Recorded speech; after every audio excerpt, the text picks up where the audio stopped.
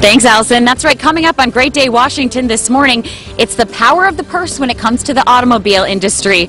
And I just learned that there's a statistic of 85% of women make up the maintenance of cars. So we're making sure that we can get rid of all of the hassle when it comes to that with a local expert. That's coming up at 9. Ready for winter. Well, I think we got Megan Mooney out there, and she's going to... Oh, actually, there's some police out there as well. Yeah, Megan, what's happening? Hey, you never know what you're going to get out here outside of the WUSA 9 station. But this morning, yes, we are talking about cars. In Marquette, women everywhere, it's the power of the purse. Who knew that women make up 85% of the car buying and the maintenance power when it comes to the automobile industry? And right now, with the chill in the air, my fingers are getting cold, that we are talking about winterizing our car. So we have an expert, Lauren Fix, perfect name for this, to tell us why is it so important that right now is the perfect time to be winterizing our car. Very quickly. We want to prepare because this is the time where the cold can amplify battery problems, engine problems, brake problems, and that will leave you stuck on the side of the road. So you really want to be prepared, especially before the snow flies. All right. Well, we heard it here, and we're going to get some more tips from Lauren coming up in a little bit. Send it back to the studio. I'm back here with Lauren Fix, the car coach, who's helping us get our cars ready for winter, all things included. And you said, too, that our emergency kit needs to be amped up for the winter time. So let's kind of go through some of the items that you have here and see if I can get put to the test to see if I have these items in here. All right, this is the easy one, the hand warmers. You know, every time you see them at the store, get one for two packs for each person that rides in the car. Why?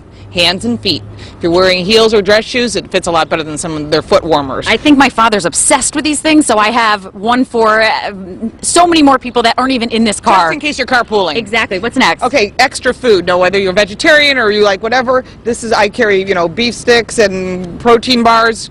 Do you have the food in your car? I always have food in my car. Snacks, nuts, I am that snacker. Yes, Me what's too. next? I'm a snacker too.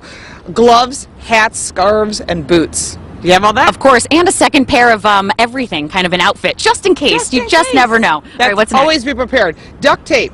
If you can't fix it, you can always duck it. All right, I don't have that. I got to get that in. It's like $1 for a roll. You can buy it anywhere. Snow brush and an aggressive ice scraper. Heck yeah! I just came in from Colorado. All right, I'm from Buffalo, so you know. And of course, a blanket for each person that rides in the car. Okay. All right. Last thing. Your emergency kit should have, instead of a regular set of striking flares, go with these LED flares. Ooh. They're about $12. You can buy them online or any mass merchandiser. They're great, they're magnetic, and they're reusable. All right. Well, thanks, Lauren, so much. And when we come back here today, we're going to get all of these different tips so that fixing your car, especially for the wintertime, isn't such a hassle. Right. So thanks, Lauren. We'll be back here in a little bit. Now we're going to head back outside again with Megan Mooney. She's out there trying to take care of your car for the winter with a little prep. Megan, what's going on?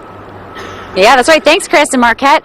So there's a local nonprofit in Bethesda called the Car Care Council, and they said recently that women make up 85% of the car buying and the maintenance power, but it still always feels like such a hassle to be able to fix your car and do things. So that's why we have Lauren Fix, the car coach, helping us this morning, especially with the cool weather coming in, that we want to winterize our car. So what's first? Well, first off, there are 9 fluids underneath the car, but a lot of times you'll take your car to your favorite ASE certified mechanic, and they'll say, your car doesn't pass emissions. Now, there's different states. You got Maryland, you got Virginia, and you got the district. So what do you do? I mean, an emission. Just remind me what that is. That's okay. What comes out your tailpipe? You've heard a lot of that about what's going on with some brands, about emissions not making it because of what's coming out the tailpipe is polluting. In order to make your car meet the EPA emissions, you have to pass these tests. And I live in New York, and in New York we are tested annually. So what do you do? Well, here's an item. What do you do? Here's an item that'll actually work. It's called the Dyno Valve. It actually cleared the California Air Research Board, and it reduces emissions, increases mileage, and improves performance. If you've got a car that does not pass emissions, check them out online. It has to be installed by an ASE certified technician. It's an easy install. Don't try to do it yourself. Okay. But the key is the Dyno Valve actually works, and I've seen it work, and I was actually in California and watched it function. It's pretty cool. So. And where do they put it when they put it in, like when we bring it to an expert? Well, it has to do with positive crankcase pressure, so I'm not going to get into all the technical. I know. But we can get that at like a home improvement store. No, you have to buy that online. Dyno Valve has it, so look that up. Okay, now what about your car in general? It's getting cold, so batteries need to be checked. 35% of your battery power drops off at 32 degrees. At 0, it's 60%. So we do have some 0 days here in the district, and if that happens, that's one of the things to consider. Now, another thing that's important is the 45-degree rule. Now, what that means is when it's below 45 degrees, your all-season tires that everybody has in their cars when they buy them new, they really don't function properly. Yeah, you said that we can actually change our tires in the wintertime, and we should do that. I have an all-season SUV, and I switch tires and rims. Every vehicle in my household, whether it's front-wheel drive, all-wheel drive, whether it's a pickup truck or a car, everybody in our household switches to winter tires. And you used to live in Colorado, so you know winter tires make a difference. And that I've gotten a flat, and it's scary. It really is. Give everybody at home the example that you said to me with the whole shoe thing and how this feels. Well, a winter tire is like a snow boot. So you would wear heels during the summer, but when it gets cold, you wouldn't wear heels on icy roads. So this is actually a very soft tire, and it actually grips the roadway better for snow, ice, braking, handling, wet roadway. And what's nice about this Continental Winter Contact SI is it has polar technology, so it actually brakes in shorter distances than an all-season during the winter. Okay. And now, if you're like me, maybe you've seen that check service engine light come up and not go and fix it after a month or two.